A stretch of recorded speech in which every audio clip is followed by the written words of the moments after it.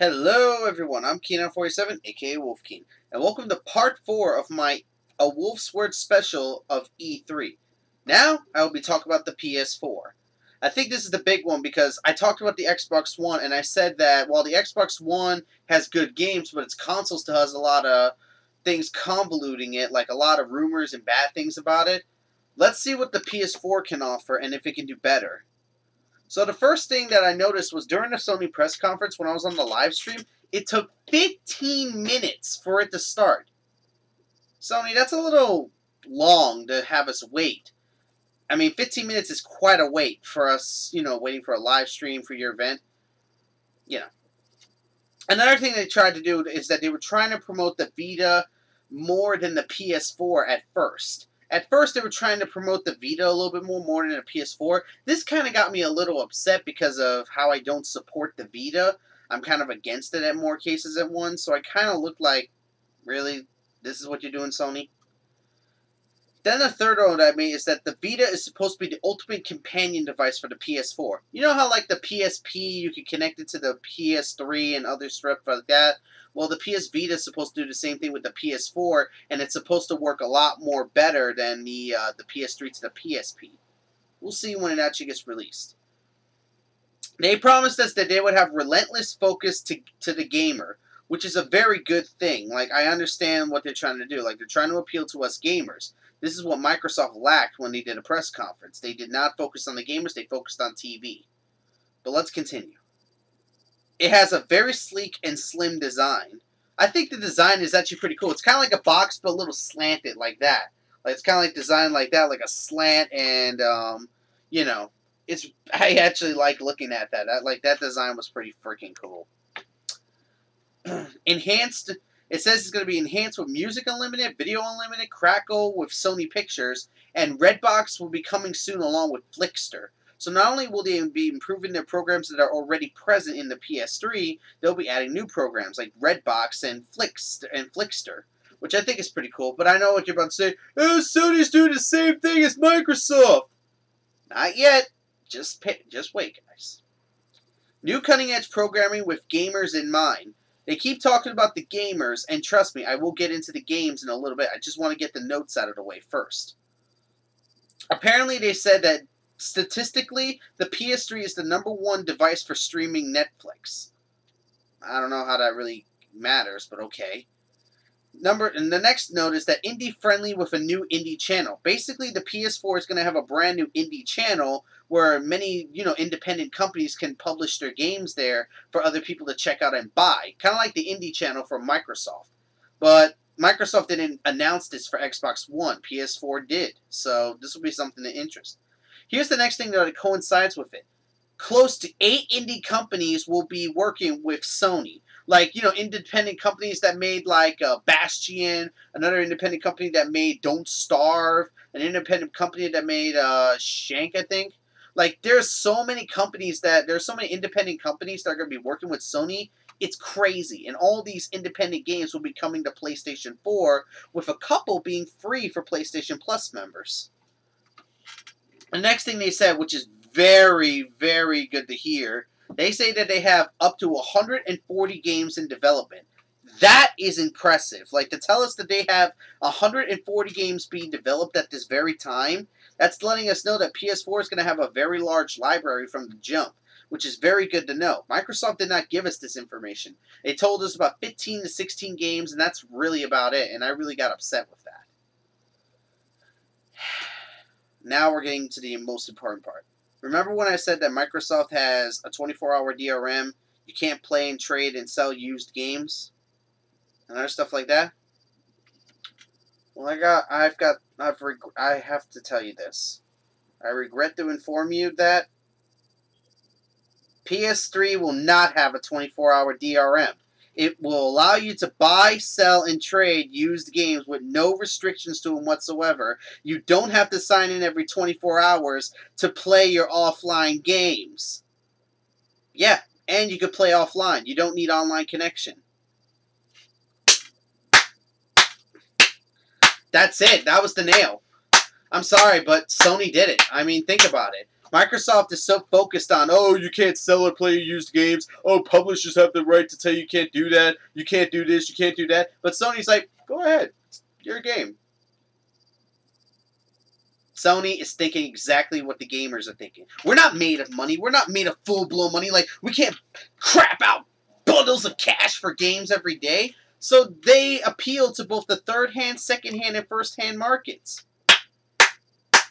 Good one. The cool thing is that they will be expanding PlayStation Plus. Now, let me tell you now, PlayStation Plus will be qualified as an internet service for PlayStation 4.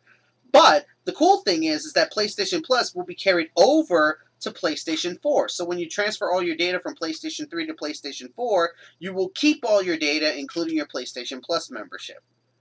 Very good. PlayStation Plus counts as a paid membership. I think that's a good thing because we're paying for internet now. We're paying for internet, which means we'll get better internet speed, better connection, less lag, and less problems. Not to mention PlayStation Plus gives us free games, so that's a plus. PlayStation 4 will be able to use the cloud. I think that's pretty cool because that means I can bring my save data from like my PS3 over to my friends and I can play some games on his like if I'm sleeping over.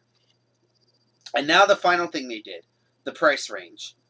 Xbox One price range was around $500 and was going to be released in November. PS4's price range is $400 and they will be released in the holidays.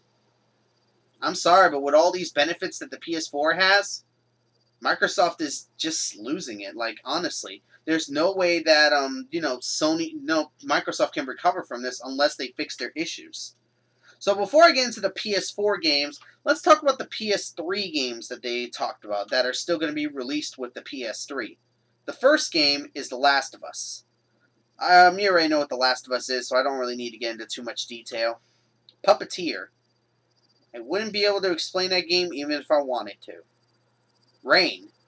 Rain looks really weird. It looks like something from like Ico or something like that, where you play as like a ghost character. Like you're playing as a ghost character. I wouldn't be able to tell you what the gameplay is like because they didn't show us any, but this game will be released in the fall of 2013. Beyond Two Souls.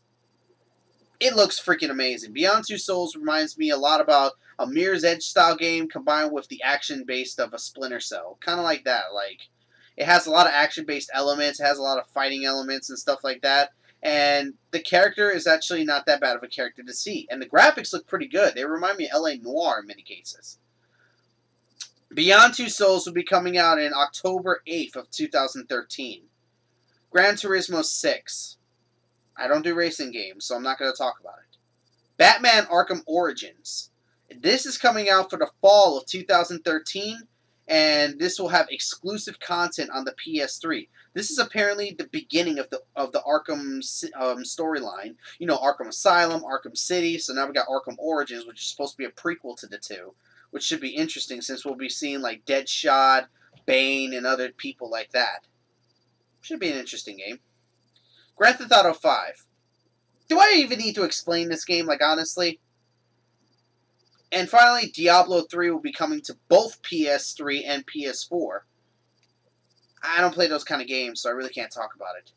But now let's get to the real meat of the potato. The PS4 games. The first game, which is going to be a launch title, is called The Order. The Order kind of takes place in, like almost like the 18th century Europe. Like, almost like 18th century Europe, like a steampunk kind of 18th century Europe or something like that, where there are these weird beings and stuff like that. I really can't explain the story too much because it was just a trailer. But from the way it looked like it had a cool aesthetic appeal to it and looked like it could be a lot of fun. This is a launch title for the PS4. Killzone Shadowfall.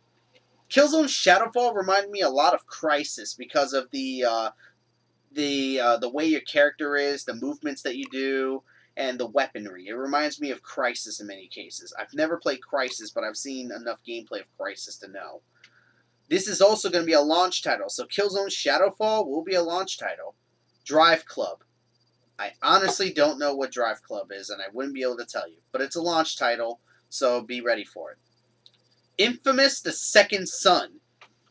It finally gave us more information about the character that we're playing as. No name yet, but what we find out is that the character that we're playing as is the brother of a police officer, and apparently he's a vandal. Yeah, the main character is a vandal in most cases, and his brother is a police officer who's constantly having to arrest him. So I want to see what they do with that, like the relationship between the two brothers. That'd be an interesting idea. Knack. I really don't know how to explain Knack because there wasn't enough information. So, but it's a launch title, so pay attention for that. The Dark Sorcerer. Again, I wouldn't be able to explain this game even if I could because I don't know what it's about. It was just one of those like joke trailers. You know how like they set up a dramatic scene and then they're breaking the fourth wall, talking to a camera crew and stuff like that? Yeah, I really wouldn't be able to explain Dark Sorcerer. They also re-announced this, and they also announced Transistor. Transistor, I don't remember. I think that was made by the people who made Bastion. And it looks pretty cool. It looks like a side-scroller / top-down hack and slash kind of game. I don't know much about it because we didn't get to see much gameplay, but it looks pretty cool, and the graphical style looks pretty fun to look at. This will be released in 2014. I already talked about Diablo 3, so now let's get into these games. Square Enix did a couple of announcements. What was the one game that we heard from Square Enix all the way back in like 2010, 2011 and never saw the light of day? That's right, folks. Final Fantasy 13 Versus. They are bringing back Final Fantasy Versus 13. I'm not kidding. They are going to continue that project. They gave us a new trailer and it looks freaking cool. None of that Paragon and all this crap like that. None of that Paragon switching or anything like that. Just simple combat. That's exactly what we want in a Final Fantasy game. The next game that they announced was Final Fantasy 15. They didn't show us any gameplay, but they didn't show us any gameplay for it, but they did tell us that a 15 is on its way. Hopefully we'll get to see some soon. And I know everybody's going to tell me, where's that game? I'm going to say it right now. We got a new game from Square Enix and Disney. I think you know what it is. Kingdom Hearts 3. About time! It's about time we get a Kingdom Hearts 3. I mean, seriously, all these spin-offs and handhelds and other stuff like that, it's about time we finally get another main story game. Graphical-wise, it looks freaking good, especially since it's going to be on the PS3. Sorry, PS4. No clue if this is going to be an exclusive or it's going to be on both platforms. I'm not sure yet. But I would love to see this game see the light of day. Hopefully we'll get to see Kingdom Hearts 3 in 2014.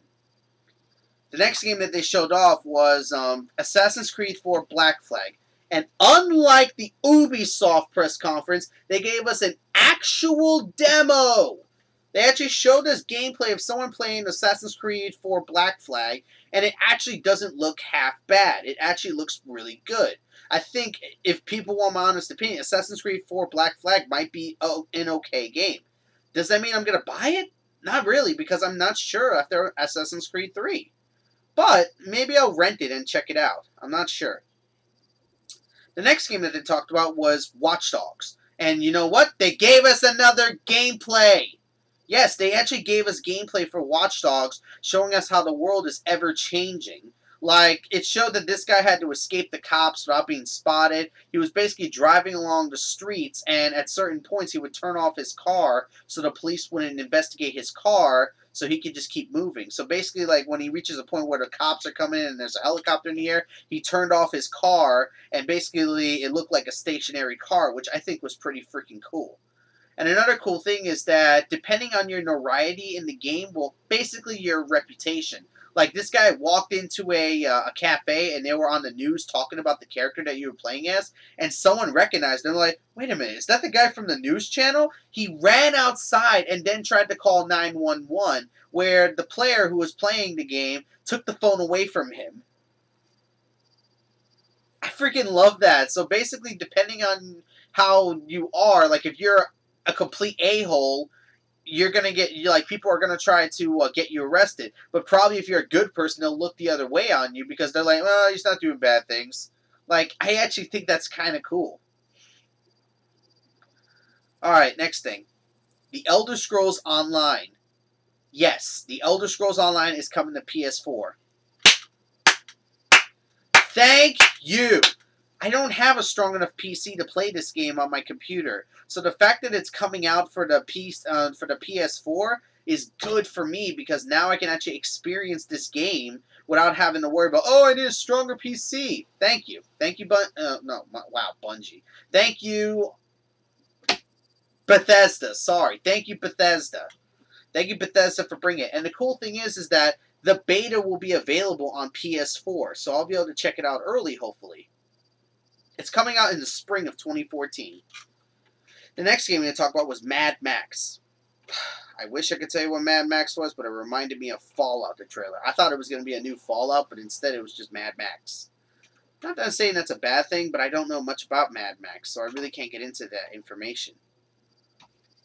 So what else can I talk about? But there's going to be exclusive content on PS4 for Mad Max. The final game that they showed off was Destiny, which is supposed to be the game from Bungie and Activision. Freaking Destiny looks gorgeous. It looks gorgeous as hell, and the cool thing is that it has co-op. You can actually team up with your friend doing objectives. And one of the funniest things is that there's different kind of upgradable weapons, upgradable abilities, upgradable equipment. Like, there's different ways to upgrade yourself. It reminds me of Halo, but a little bit less... Like, it's as futuristic as Halo, but without the Spartan armor in many cases, and without the crazy weapons. Though the weapons are still pretty cool to look at. The funniest thing is that they say... The thing is that what I noticed is that Destiny also works as an MMO. Like, you'll be able to hop into local games. Like, you know how, like, in most MMOs, there's, like, this giant monster that not one person can handle. The whole mob has to handle them. Well, sometimes you'll get roped into these local events where you'll join a whole group of people trying to kill this big enemy. And if you help, you get, I guess, experience and stuff like that. I'm not sure how that works. So I'm not going to really get into it. But definitely it looks really good. I hope it comes out in 2014 because I would love to play it. So all in all, what do I think about the PS4 press conference? I think PS4 did their job. I think Sony did their job perfectly. Honestly, all Sony had to do was talk about games, being independent friendly, and make sure they didn't follow the used game policy and the 24-hour DRM. And guess what? They did all four. Yes, they talked about sports here and there. Yes, they talked about, you know, programs on the PS4, but they didn't linger on the situation. This is what Microsoft did during their press conference. Not the E3 press conference, but their last press conference. They lingered too much on TV and stuff like that, and not enough on games where people wanted to see it. And all these, you know, all these confirmed things and stuff like that, especially from Major Nelson, who tried to say Metal Gear Solid Phantom Pain was an exclusive. Major Nelson, I think, is the reason why Microsoft is doing so badly right now. He doesn't know when to keep his trap shut. That's being honest. I think Major Nelson doesn't know when to keep his trap shut. Because he was like, oh, guess what? Metal Gear Solid, the Phantom Pain is an exclusive. Oh, wait, no, it's not. I'm going to keep my tweet up anyways. I think they should fire Major Nelson because I think it's his fault why Microsoft is doing so badly. So all in all, what do I think? Sony blew it out of the water. There's no way Microsoft can come back at this point. I mean, the only way Microsoft can come back is if they get rid of the DRM and stuff like that. But at this point, Microsoft has officially done. And Sony has officially said and officially shot at Microsoft. Like, they've shot at Microsoft. They said, unlike our competitors, we will not have always online DRM. We will not have used game policy. They even did a video saying how to share your games with PS4. You know how you share your game with PS4? Let me show you. Pretend this is a PS4 game. Pretend this is a PS4 game. This is how you share your game. There you go. There. I officially shared my game with you. Yeah, they did a video like that. This is what I'm trying to say, that I really feel like Sony did their job and Microsoft didn't. All I know is that when PS4 gets released, I'm probably going to get it as soon as possible. I'm probably going to start saving up money now so I can come up with the $400 to buy that behemoth of a console. I would have bought the Xbox One if it was better, but let's face it, Xbox One is blocky. You have to use Kinect. It has 24-hour DRM. You can't buy or sell used games. You can't use rented games. And its design is completely bullcrap, if you ask my honest opinion. PS4 has a sleek design. You can buy and sell used games. You can trade your games. You can give your games to friends. You can lend your games to friends. Yes, there's an online service, but you don't have to pay that much. It's $5 a month, if you really think about it. Or $20 for 3 months, if you really think about it. Sony did their job. There's no way Microsoft can say, oh, we did better. No, you didn't. You didn't. I'm sorry, but Microsoft...